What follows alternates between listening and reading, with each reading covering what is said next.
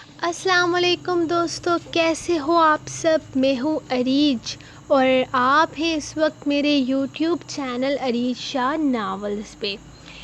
تو دوستو، سب سے پہلے ایپیسوڈ شروع کرنے سے پہلے چینل کو سبسکرائب کرتے ہوئے بیل آئیکن پریس کر دیں تاکہ آپ کو ہر ویڈیو کی نوٹیفیکیشن وقت پر ملتی رہے، اور جن لوگوں کو ناول کی ایپیسوڈز نہیں مل رہی ان لوگوں کے لیے لسٹ تیار کر دی ہے، آپ سب لوگ اسے وزٹ کر سکتے ہو۔ چینل پر جاؤ اور پلے لسٹ چیک کر لو۔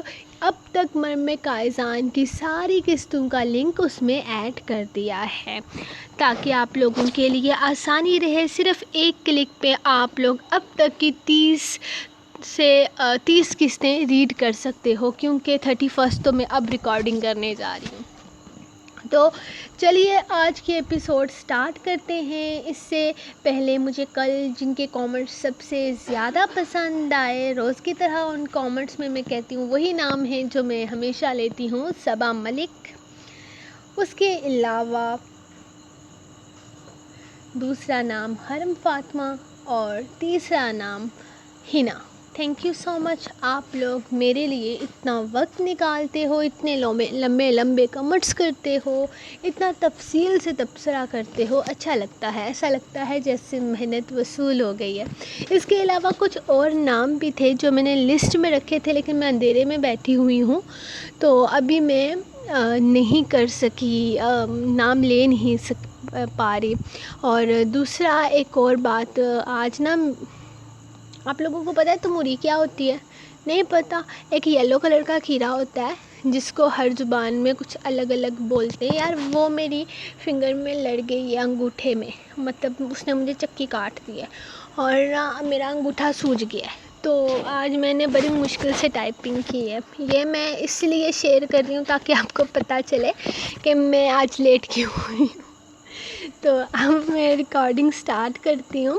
آج میں نے بہت مشکل سے ایپیسوڈ لکھے ہیں، میرا انگوٹھا سوجا ہوا ہے اور اس خوشی میں کل یونی بھی نہیں جاؤں گی۔ واؤ یار، ہم بہانے چاہیے ہوتے ہیں یونی نہ جانے کے۔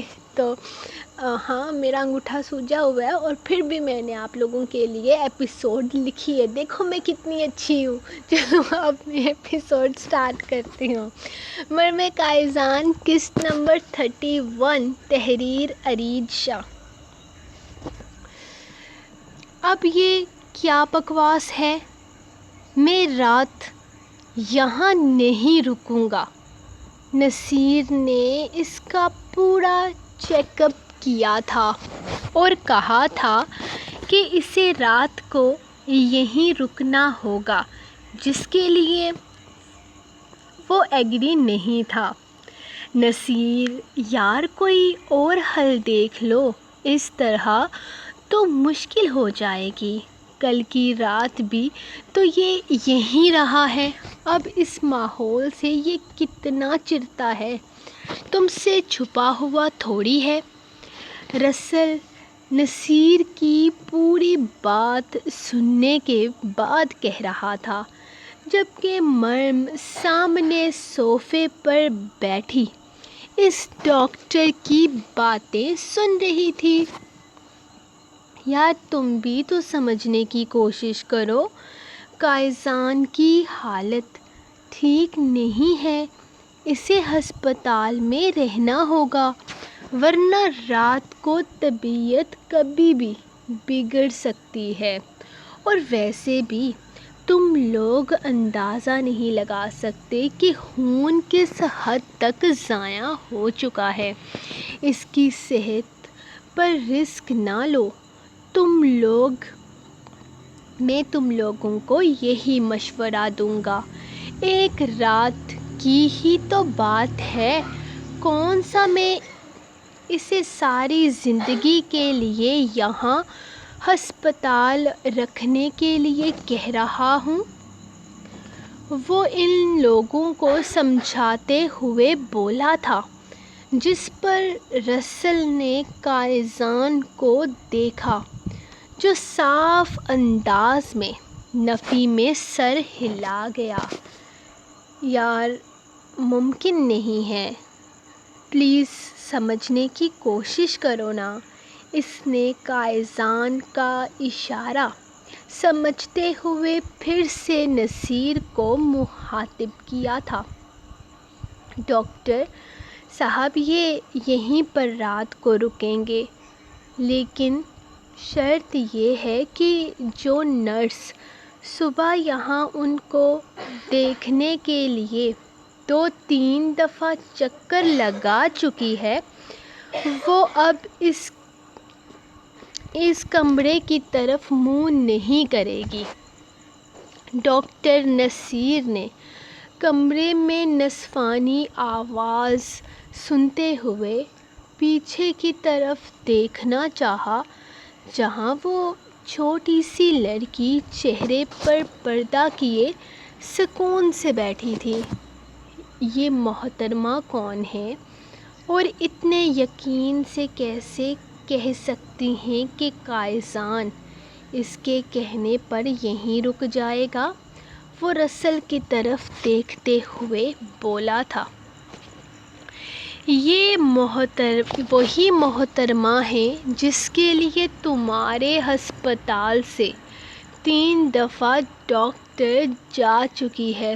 بے ہوشگی کوئین مسز مریم قائزان کاظمی۔ رسل نے بھی اسی کی طرح سرگوشانہ انداز میں کہا تو وہ سمجھ کر ہاں میں سر ہلا گیا۔ مریم جان، یہ تمہارا معاملہ نہیں ہے، تم اس سے دور رہو۔ میرے خیال میں گھر جا کر زیادہ بہتر محسوس کروں گا۔ اس نے دور سے ہی مریم کو سمجھانا چاہا، اور میرے خیال میں ڈاکٹر آپ سے زیادہ بہتر طریقے سے سمجھتے ہیں کہ آپ یہاں پر بہتر محسوس کریں گے یا گھر میں، اسی لیے سکون سے یہیں بیٹھے رہیں اور ڈاکٹر کی بات مانیں۔ ڈاکٹر صاحب یہیں پر رہیں گے، لیکن وہ جو نرس ہے وہ دوبارہ اس طرف نہیں آنی چاہیے۔ کسی اور کی ڈیوٹی لگائیں میرے شوہر کے لیے، ایسی چھچھوری نرس کی نہیں۔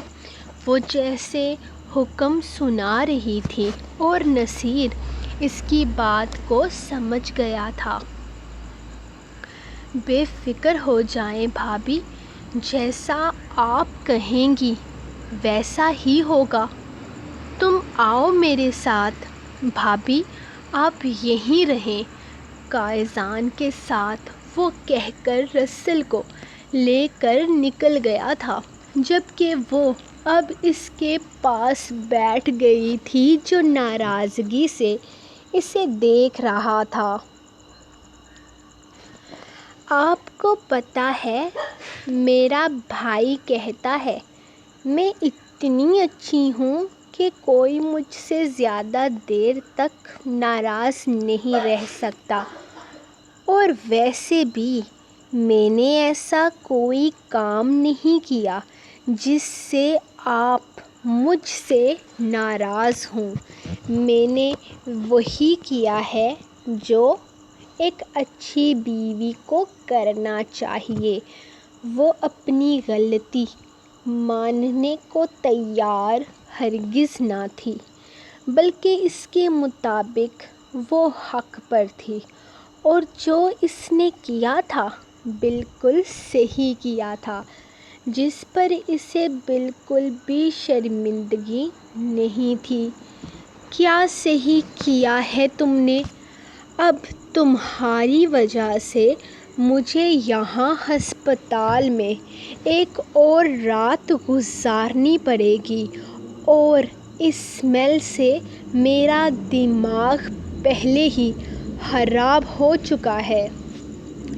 ہاں تو کس نے کہا تھا الٹے سیدھے پنگے لینے کے لیے؟ ضرورت ہی کیا تھی کسی کو گھر پر انوائٹ کر کے خود پر حملہ کروانے کی؟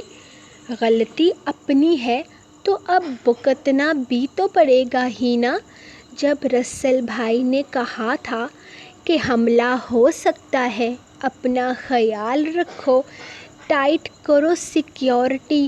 تب تو آپ کو کسی چیز کا کوئی ڈر نہیں تھا نا، تو آپ بڑے اسٹون مین بن کر بیٹھ گئے تھے، تو اب بیٹھے رہیں یہیں سکون سے۔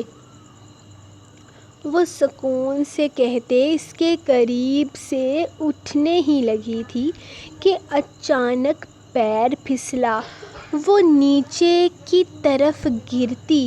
اس سے پہلے ہی وہ اسے اپنی طرف کھینچ چکا تھا، لیکن ہاتھ کھینچنے کی وجہ سے اس کا ہاتھ بیڈ کے ساتھ اسٹینڈر کے لوہے کے راڈ پر لگا تھا، اور ہاتھ لگنے کی وجہ سے اس کی پٹی سے تیزی سے خون بہنے لگا۔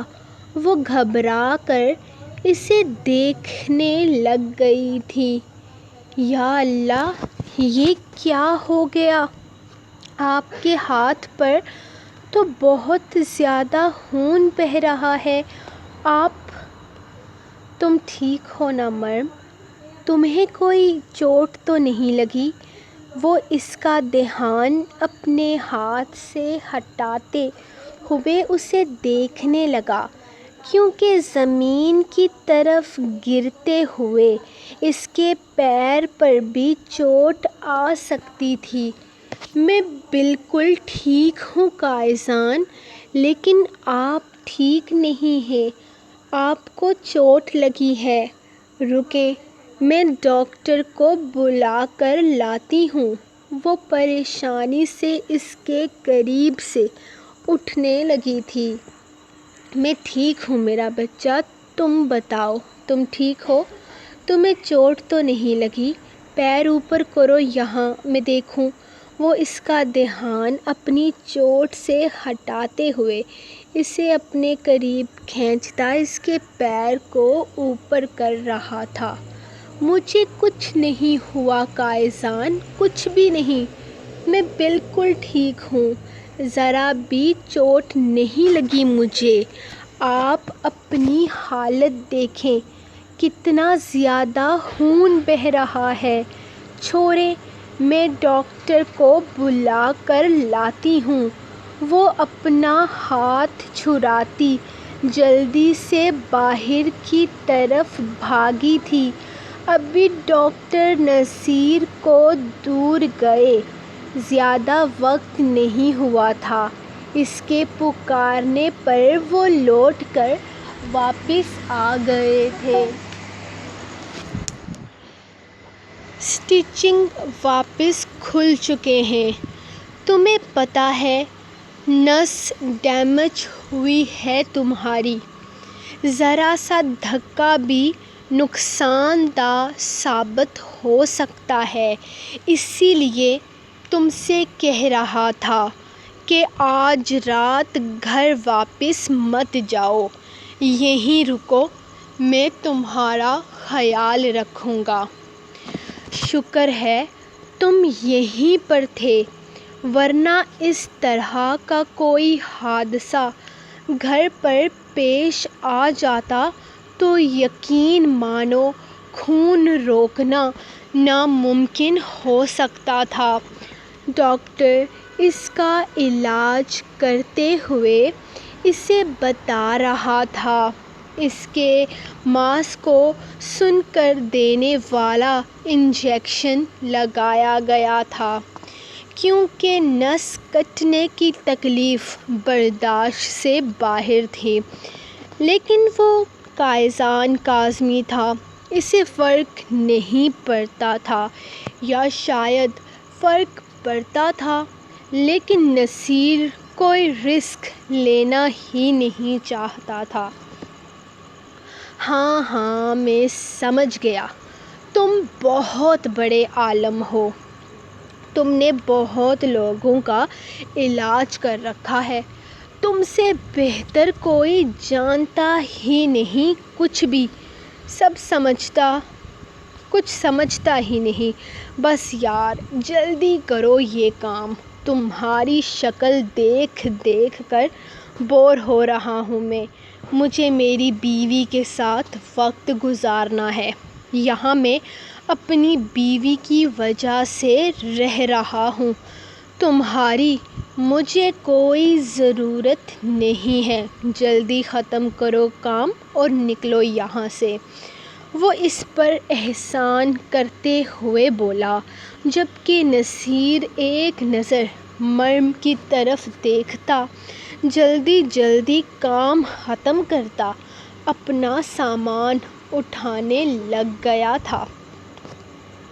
اب احتیاط کرنا، ہلنے جلنے کی ضرورت نہیں ہے، ذرا سی لاپرواہی بھی نقصان دہ ثابت ہو سکتی ہے۔ بھابھی آپ خیال رکھیے گا، اس نے جاتے جاتے مریم سے کہا تھا، جس پر اس نے فوراً ہاں میں سر ہلایا۔ ان کے جانے کے بعد وہ خاموشی سے اس کے پاس بیٹھ گئی تھی جہاں اس نے بیٹھنے کا اشارہ کیا، اور پھر وہ ویسے بھی اس کی بونگیاں سننا چاہتا تھا۔ وہ شروع ہو چکی تھی اپنی فضول باتوں میں جنہیں وہ سکون سے سن رہا تھا۔ یہ نرس کتنی پیاری ہے نا، صرف اپنے کام سے مطلب رکھتی ہے، فضول میں آگے پیچھے تانکا جھانکی نہیں کرتی، اور اس کا حجاب دیکھا آپ نے، کتنا پیارا لگ رہا ہے اس کو۔ وہ اس کے پاس بیٹھی ساتھ کام کرتی نرس کو دیکھتے ہوئے تبصرہ کر رہی تھی، جس نے ایک نظر اسے دیکھا اور پھر مسکرا کر اپنے کام میں مصروف ہو گئی۔ اسے یہ نرس ضرورت سے زیادہ پسند آ رہی تھی۔ نہیں، میں نے نہیں دیکھا، کیونکہ اسے دیکھ کر بھی مجھے اتنا ہی گناہ ملنا ہے جتنا پچھلی والی کو دیکھ کر ملنے والا تھا۔ اس نے اسے اس کی پرانی بات یاد کروائی تھی۔ ہاں تو آپ بہنوں کی نظر سے دیکھیں نا، آپ کو ایسی ویسی نظر سے دیکھنے کی ضرورت ہی کیا ہے، بس آرام سکون سے اسے دیکھیں اور جو بات میں نے کہی ہے اس کا مجھے جواب دے دیں۔ میں نے نا اسے یاور بھائی کے لیے پسند کیا ہے، اس سے پہلے کہ وہ اس نرس کی شکل دیکھتا۔ اس نے ایک اور شوشہ چھوڑ دیا تھا۔ اس نے گھور کر مریم کو دیکھا، وہ یہاں اپنے شوہر کی تیمارداری کرنے آئی تھی یا اپنے بھائی کا رشتہ ڈھونڈنے؟ مریم، کیوں فضولیات میں پڑ رہی ہو؟ وہ یہاں کام کرتی ہے، تمہارے بھائی سے اس کا ایسا کوئی تعلق نہیں ہے، وہ جیسے سمجھا رہا تھا۔ تعلق نہیں ہے تو تعلق بن جائے گا نا، ویسے بھی اب میرے بھائی نے اپنا گھر لے لیا ہے، اب وہ گھر بسائے گا بھی، آپ نے تو مجھے وہاں جا کر رہنے نہیں دینا، تو میرے بھائی نے کوئی نہ کوئی تو اپنے لیے ڈھونڈنی ہی ہے نا، اور ویسے بھی میرا بھائی میری پسند کی ہوئی لڑکی کو ہی دیکھے گا، اور مجھے تو یہ لڑکی بہت پسند آ رہی ہے، میں تو اسے ڈن کر رہی ہوں۔ کیا کہتے ہیں آپ، چلیں گے رشتہ مانگنے میرے ساتھ اس کے گھر میں؟ اس نے اس کے ساتھ ساتھ سامنے بیٹھے رسل اور رفیل کو بھی مخاطب کیا تھا۔ ہاں کیوں نہیں، ہم ضرور چلیں گے، لیکن پہلے اس لڑکی سے پوچھ تو لو کہ یہ رہتی کہاں ہے، اس کا گھر بار ٹھکانہ کہاں ہے۔ ان لوگوں نے جیسے اسے پھنساتے ہوئے کہا تھا۔ اب عربی تو وہ جانتی نہیں تھی کہ وہ ڈائریکٹ بات کر لیتی، اور یقیناً قائزان نے اس معاملے میں اس کی مدد نہیں کرنی تھی اور نہ ہی کسی کو کرنے دینی تھی۔ میرا تعلق پاکستان لاہور سے ہے، میں یہاں نرسنگ کے لیے آئی ہوں، باقی آپ کو میری ساری انفارمیشن کاؤنٹر پر مل جائے گی۔ اسے پیچھے سے اچانک اس لڑکی کی آواز سنائی دی تو وہ سب لوگ حیرت سے اسے دیکھنے لگے، جبکہ وہ لڑکی ان سب کو اس طرح خود کو دیکھتے پا کر ان لوگوں کی حالت سے لطف اندوز ہوتی ہنسنے لگی تھی۔ کیا ہوا، جھٹکا لگ گیا کیا؟ میں مصری نہیں ہوں بلکہ پاکستانی ہوں، لیکن سچ میں یار تم بہت کیوٹ ہو، کتنی بونگیاں مارتی ہو، مسکراتی رہو، اچھی لگتی ہو، لیکن تم اپنے بھائی کے لیے کسی اور کو ڈھونڈ لو۔ وہ کیا ہے نا کہ ابھی میں نے لائف میں بہت کچھ کرنا ہے۔ وہ ہنستی ہوئی اس سے کہہ کر کمرے سے باہر نکل گئی تھی، جبکہ وہ منہ لٹکائے کبھی قائزان کو تو کبھی سامنے کہہ کے لگاتے رسل اور رفیل کو دیکھ رہی تھی، جو اس کی حالت کے مزے لوٹ رہے تھے۔ گھر پہنچ کر ان دونوں کو میں ڈبلیو کے سامنے ڈال دوں گی، یہ دونوں اس قابل ہی نہیں ہیں کہ انہیں کسی سیکرٹ میں شامل کیا جائے۔ وہ غصے سے ان دونوں کو گھورتے ہوئے بولی، ارے ہم نے کیا کیا ہے، ہم نے تھوڑی نہ اسے اردو سکھائی ہے جو تم ہمیں ڈبلیو کے آگے پھینکو گی۔ مجھے یہ لڑکی اپنے بھائی کے لیے چاہیے، بس بات ختم۔ سنا آپ نے، وہ قائزان کو گھورتے ہوئے بولی، اس کی مرضی بھی تو ہونی چاہیے۔ میری مرضی پوچھی تھی آپ نے؟ اس نے الٹا دونوں ہاتھ کمر پر لٹکاتے ہوئے اس سے سوال کیا تھا۔ میرا تمہارا معاملہ الگ ہے، وہ لڑکی میری بھابھی بنے گی، بات ختم۔ وہ اس کی بات کاٹ کر بولی، ٹھیک ہے لیکن پھر بھی تمہارے بھائی کی بھی تو مرضی ہونی چاہیے نا، وہ میری مرضی پر خوش رہیں گے، وہ یقین سے بولی، جبکہ اب قائزان کے سارے بہانے ختم ہو چکے تھے، لیکن بیوی کو خوش کرنے کے چکر میں وہ کسی لڑکی کے ساتھ ایسا کوئی الٹا سیدھا کام نہیں کر سکتا تھا۔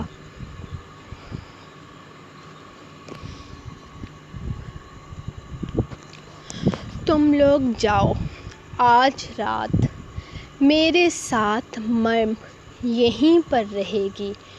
شام ہوئی تو اس نے رسل اور رفیل سے کہا تھا، لیکن قائزان یہاں خطرہ ہو سکتا ہے، اور ویسے بھی مریم یہاں اکیلی کیسے؟ ارے آپ لوگوں کو کیا لگتا ہے میں خطروں کا مقابلہ نہیں کر سکتی؟ آپ لوگ مجھے جانتے نہیں، بچپن میں نے خود اپنے ہاتھوں سے چھپکلی کو مارا تھا۔ ہاں، ویسے چھپکلی کو مارنا بندے کو مارنے کے برابر تو نہیں ہوتا، لیکن میں نے بہادری دکھائی تھی۔ سب لوگ چیخ رہے تھے۔ وہاں تمنا آپی کی تو حالت خراب ہو گئی تھی، لیکن میں نے جوتا اٹھا کر نہ چھپکلی کو ایسا مارا کہ بیچاری کو دوسری سانس بھی نہیں آئی۔ ان دونوں کے گھورنے پر وہ انہیں سمجھاتے ہوئے بولی، جبکہ وہ دونوں ایک دوسرے کو دیکھ کر مسکرا دیے۔ اب سمجھ میں آیا، قائزان کو انٹرٹینمنٹ چاہیے، اسی لیے وہ مریم کو یہاں رکھنا چاہتا ہے۔ آئی تھنک ہمیں بھی یہیں رہنا چاہیے، لیکن ہسپتال سے باہر، کیونکہ ہسپتال کے اندر تو پیشنٹ کے ساتھ صرف ایک ہی انسان رہ سکتا ہے، باقی یہاں اندر اس کا خیال رکھنے کے لیے مریم ہے، اور باہر کی ٹینشن ہم نے ہونے نہیں دینی۔ وہ اسے بے فکر کرتے ہوئے بولا تو رسل نے ہاں میں سر ہلایا تھا۔ ٹھیک ہے مریم، تم یہیں پر رکو، قائزان کے ساتھ اس کا خیال رکھو، ہم لوگ یہیں ہیں ہسپتال کے باہر۔ جب بھی تمہیں کسی چیز کی ضرورت ہو تو قائزان کے نمبر سے ہمیں فون کر لینا۔ وہ دونوں اس سے کہہ کر وہاں سے جا چکے تھے، جبکہ وہ قائزان کی میڈیسنز دیکھ رہی تھی۔ میں کوئی بھی میڈیسنز نہیں لینے والا، انہیں واپس رکھ دو، اس نے اسے گھورتے ہوئے کہا۔ کیوں نہیں لینے والے؟ یہ تو بڑی میٹھی ہوتی ہے، میں نے کھائی ہوئی ہے، اس نے ایک بوتل اٹھاتے ہوئے اسے دیکھ کر کہا تھا۔ میں بچہ نہیں ہوں مریم، اس نے سختی سے کہا۔ کیوں نہیں ہے؟ اگر میں بچی ہوں تو آپ بھی بچے ہوئے نا، کیوٹ کیوٹ سے، پیارے پیارے سے بچے۔ وہ اس کے دونوں گال کھینچتے ہوئے بولی تھی۔ اس طرح کی حرکتیں مجھے پسند نہیں ہیں، وہ اس کے ہاتھ پیچھے کرتے ہوئے بولا، جب اچانک ہی اس نے اپنے لب اس کے گالوں پر رکھ دیے۔ انداز اتنا بے ساختہ تھا کہ وہ خود بھی حیران رہ گیا۔ اس طرح کی حرکتیں تو آپ کو بہت پسند ہیں نا؟ اب میں نے آپ کو کس کیا ہے تو اس کے بدلے آپ کو یہ میڈیسن کھانی پڑے گی۔ وہ جلدی سے دوائی کھولتے ہوئے چمچ میں ڈال کر اس کے لبوں کے پاس لے آئی تھی۔ وہ بنا کسی طرح کی کوئی بھی مزاحمت کیے اپنا منہ کھول چکا تھا۔ ارے واہ، آپ تو اچھے بچے بھی ہیں۔ ہاں، اور اب مجھے ایک اور کس چاہیے، لپس پر اس نے فرمائش کرتے ہوئے آہستہ سے اس کی کمر میں ہاتھ ڈالا تھا۔ اچھے بچے ضد نہیں کرتے، بڑوں کی باتیں مانتے ہیں اور آرام سے سو جاتے ہیں، اس نے گھبراتے ہوئے کہا تھا۔ اس شخص پر اسے کوئی بھروسہ نہ تھا، وہ ہسپتال میں ہی اس کی حالت خراب کر سکتا تھا۔ مجھے تمہاری بہانے بازیاں اس وقت پسند نہیں آتی جب تم میرے اتنے پاس بیٹھ کر کرتی ہو۔ اس نے اگلے ہی لمحے اسے اپنی طرف کھینچا تھا۔ اس کا حجاب کھل گیا تھا، جبکہ اس کے دوسرے بازو پر اس نے اپنا ہاتھ رکھا تھا تاکہ اس کا ہاتھ ہل کر کہیں دوبارہ زخم تازہ نہ کر دے۔ اس کی احتیاط پر وہ دلکشی سے مسکرایا تھا۔ نہ تو تم مجھ سے محبت کرتی ہو، نہ ہی میرے ساتھ جڑے اس رشتے کو ٹھیک سے قبول کر پائی ہو، لیکن پھر بھی اتنی احتیاط، اتنی پرواہ میری۔ وہ اس کے گالوں کو چھوتے ہوئے آہستہ آہستہ اس کے پورے چہرے پر اپنے لبوں کا لمس بکھیر رہا تھا۔ شوہر کی خدمت کرنے سے اللہ راضی ہوتا ہے، اس نے جیسے وجہ بتائی تھی، جبکہ اس کے بے باک لبوں کی گستاخیوں پر اس کی حالت خراب ہونے لگی تھی۔ اگر پہلے پتہ ہوتا کہ بیویاں اتنی فرمانبردار ہوتی ہیں تو یقین مانو نہ جانے کتنے وقت پہلے شادی کر چکا ہوتا۔ خیر، دیر تو اب بھی نہیں ہوئی، خدمت تو میں اب بھی کروا سکتا ہوں تم سے۔ کیا خیال ہے؟ اسے بیڈ پر اپنے ساتھ لٹاتے ہوئے وہ اس کے اوپر جھکا تھا۔ ہم ہسپتال میں ہیں قائزان، اس نے سمجھاتے ہوئے کہا۔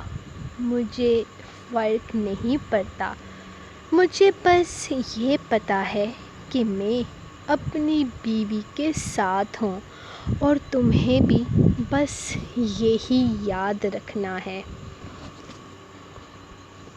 اس کے لبوں پر جھکتے ہوئے وہ اس کے لبوں کو قید کر چکا تھا، جبکہ اس کی سانسوں کو قطرہ قطرہ پیتے ہوئے وہ اسے ہوش و حواس سے بیگانہ کرتا خود میں الجھا چکا تھا۔ سو گائز، یہ تھی آپ لوگوں کی آج کی ایپیسوڈ، جو یقیناً آپ کو پسند آئی ہوگی۔ آج کی ایپیسوڈ میں نے یار بہت مشکل سے لکھی ہے اور ریکارڈنگ بھی میں نے بڑی مشکل سے کی ہے، کیونکہ میں انگوٹھے کا استعمال کرتی ہوں جب میں اوپر نیچے کرتی ہوں اس کو، تو یار جب بھی میں کر رہی تھی نا تو میرے ایسے چیخ سی نکل رہی تھی۔ پھر میں نے اس کو لیفٹ ہینڈ میں پکڑا، فون کو رائٹ ہینڈ میں پکڑا اور اس کو لیفٹ کرنے کی کوشش کی تو وہ بار بار اوپر چلا جاتا تھا۔ 10 دفعہ تو میں نے روکا ہے اپنی ریکارڈنگ کو آج، لیکن یہ ہے کہ فائنلی میری ریکارڈنگ ہو گئی ہے۔ مجھے نہیں لگا تھا، ویسے مجھے نہیں لگا تھا کہ میں ٹائپ کر سکوں گی، کیونکہ یونی میں بیٹھ کر نا میں نے کوئی ہاف ایپیسوڈ وہاں پہ میں نے ٹائپ کر لی تھی، لیکن مجھے نہیں لگ رہا تھا کہ میں اس کو کمپلیٹ کر پاؤں گی، کیونکہ یہ اچھا میچ کا ذکر نہیں کیا نا میں نے۔ مبارک ہو پاکستانیوں، ہم جیت گئے۔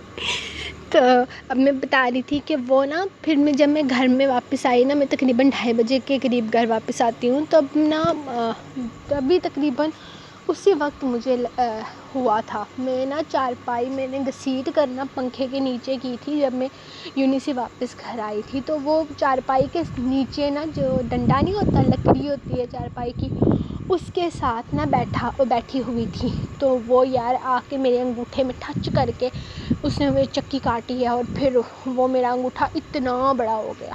تو مما کہتی ہیں کہ اتنے بجے تمہیں اس نے چکی کاٹی ہے نا تو کل اتنے بجے تمہیں ریسٹ مل جائے گا، مطلب یہ جو سوجن وغیرہ یہ ختم ہو جائے گی.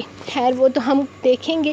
ویسے مجھے اس کی چکی سے اتنا خاص فرق نہیں پڑتا کیونکہ مجھے عادت ہے، کیونکہ ہم سال میں 2-3 دفعہ تو اس سے چکی کٹواتے ہی ہیں. ہمارے سائڈ پہ یہ بہت زیادہ ہوتی ہیں. آپ کے سائڈ پہ ہوتی ہیں کہ نہیں ہوتی مجھے بتائیے گا. ملیں گے ہم کل کے ایپیسوڈ میں، کیونکہ ویسے بھی کل میں نے 2 بجے کے بعد ہی لکھنی ہے ایپیسوڈ، تو مما کہتی ہے تب تک آرام آ جائے گا. تو میں ملوں گی آپ کو نیکسٹ ایپیسوڈ میں. تب تک کے لیے اجازت اور دعاؤں میں یاد رکھیں. اللہ حافظ.